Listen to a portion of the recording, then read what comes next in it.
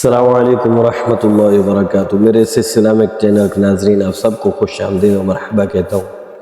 آج جو حدیث پڑھوں گا یہ ہے شجر کاری صدقہ جاریہ، درخت لگانا صدقہ جاریہ ہے۔ آئیے حدیث سماعت فرمائیں۔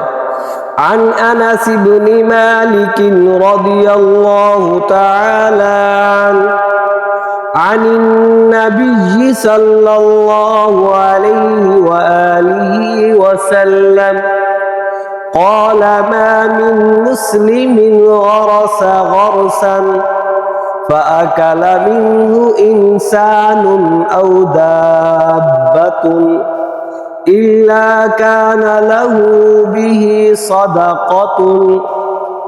یہ حدیث صحیح بخاری شریف کے اندر موجود ہے، اس کا جو نمبر ہے 6012 ہے۔ آئیے اس حدیث کا ترجمہ سماعت فرمائیں۔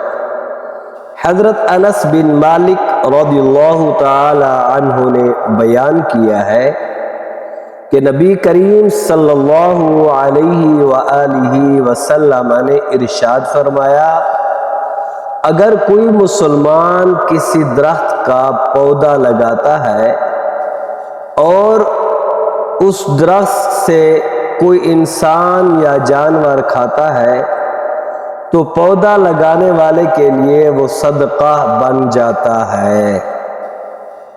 تو اس حدیث سے معلوم یہ ہوا، اگر کسی شخص نے کوئی ایسا درخت لگایا جیسا کہ بیری کا درخت ہوتا ہے، تو پھر اس کے بیر پک گئے، لوگ آئے انہوں نے بیر کھائے، بکری وغیرہ آئی اس نے اس کے پتے کھائے، تو اب یہ درخت جو تھا اس کے لیے صدقہ جاریہ بن گیا۔ یا پھر اس نے کوئی ایسا درخت لگایا کہ گرمی کا موسم ہے، مسافر اس کے نیچے آ کر بیٹھ جاتے ہیں، تو تھوڑی دیر کے لیے وہ وہاں پر رکتے ہیں، جتنی دیر اس درخت کے سائے میں وہ رکے رہیں گے تو اس کو ثواب ملتا رہے گا۔